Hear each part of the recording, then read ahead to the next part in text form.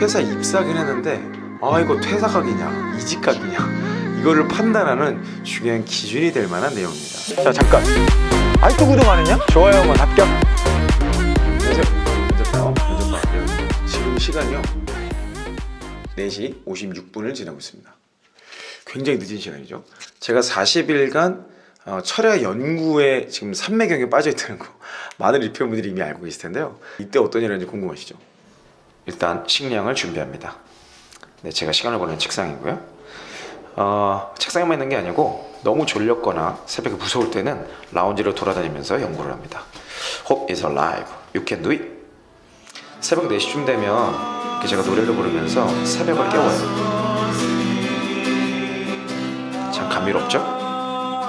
그러다가 영감이 있으면 막 뭔가 작성하고 연구합니다. 릴렉스 존에서 들었고 책을 읽고 공부하다가 가끔씩 이렇게 주는 경우도 이런 것들을 하고 있어요.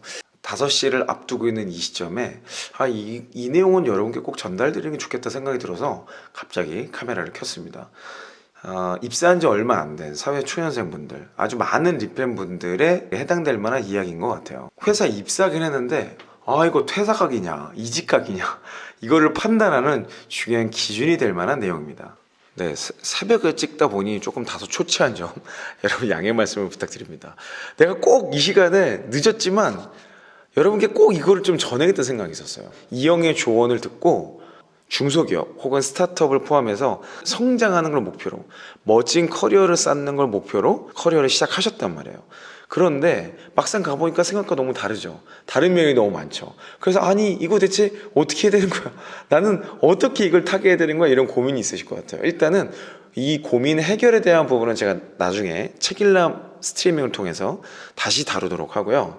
지금은 거기까지 기다리지 못하겠다. 지금 나는 정말 퇴사각인 것 같은데 이거 어떻게 해야 되지? 라는 바로미터가 될 만한 중요한 기준에 대해서 설명드리려고 그래요. 첫 번째는 뭐냐면요, 회사 내에 따라할 만한 사람이 없는 거예요.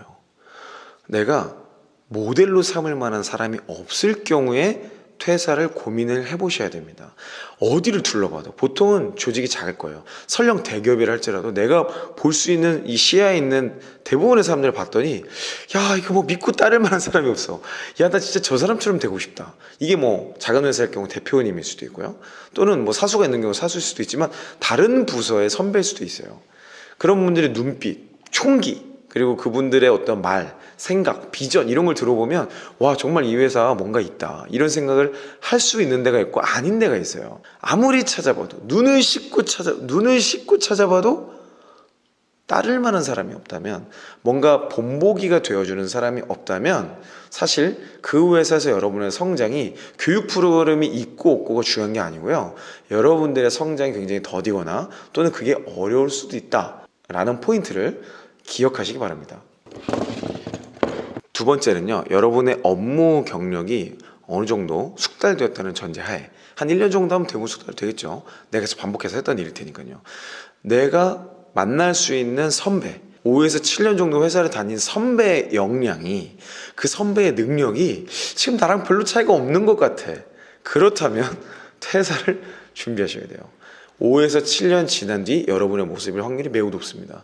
그동안 발전하지 않는다는 거예요. 그거는 뭐냐면 단순 반복 업무를 내가 고수가 되기 위한 어떤 사전 작업이나 이런 게 아니고 그냥 그 일이 계속 반복되고 있다는 뜻이에요. 이 반복을 통한 성장은요, 초기에 1년에서 3년 사이면 충분합니다. 그 이상은 사실 쉽지 않아요. 자, 그런데 여기서 정말 주의하셔야 될 거 한 가지가 있는데요, 여러분과 맞닿아 있는 사수 혹은 팀장이 한 분만 보시지 말고 조직 전체를 보세요. 그러니까 5에서 7년 차라고 해서 딱 여러분 앞에 있는 근처에 있는 한두 사람이 아니고 그 회사 혹은 조직 내에 있는 다른 부서, 첫 번째 케이스랑 굉장히 비슷한 거예요. 그러니까 평균적으로 5에서 7년 차쯤 되니까 여러분과 하는 말도 다르고 역량의 깊이가 달라. 그렇다면 그 회사는 소망이 있는 거예요. 여러분이 하는 일이 아무리 단순 반복이라 할지라도, 또 여러분이 하는 일이 아무리 허드렛 일 같다 할지라도 5에서 7년 차가 되면 그런 일을 할 수 있게 되는 겁니다. 앞서 나간 사람의 현재 모습을 종합적으로 한번 판단해 보세요. 그래서 신입 때는 인사 잘하라 그랬죠? 인사하면서 여기저기 쫓아다니면서 어떤 일 하는지 물어보고 자문을 구하고 이런 게 굉장히 중요한 거예요. 마지막 세 번째는요, 조직의 모든 사람들이 일을 대충 하고 일을 하염없이 미루는 것, 그런 경우는 일단 여러분 의심하셔야 돼요. 그리고 그 분위기가 조직 내에 팽배해. 그리고 마치 권장을 해. 이런 조직이라면 이거 사실 미래가 없어요. 지금 회사가 잘 나가고 못 나가고 이게 중요한 게 아니야. 그것보다 더 중요한 게 뭐냐면 조직 전체의 마인드예요. 마인드. 조직 전체가 그러니까 뭐 한두 명은 그럴 수 있어요. 어딜 가나 그런 사람은 있어요. 그런 분들에 대해서는 일단 논외로 하고요. 조직 전체적으로 오늘 할 일은 내일, 내일 할 일은 다음 주로, 다음 주 할 일은 다음 달로 뭐 이런 사고를 가진 조직 문화가 그게 아주 깊이 팽배해 있는 경우가 있어요. 이 경우는 바로 퇴사각입니다. 여러분 조심하셔야 돼요. 여러분들도 몇 년이 지나면 여러분도 모르게 그런 자세, 그러한 마인드가 스며들 거예요. 그러다 보면 이게 뭐죠? 속도가 느려지죠. 속도가 느려지고 생각의 관점이 둔해질 수밖에 없어요. 물론 경우에 따라서 대표님이라든지 팀장님이라든지 어떤 권한을 가지고 있는 분들에게 이런 부분이 좀 문제가 있지 않습니까? 문제를 제기했을 때 그 부분을 잘 받아들여주고 개선하려고 노력이 있다 그러면 괜찮아요.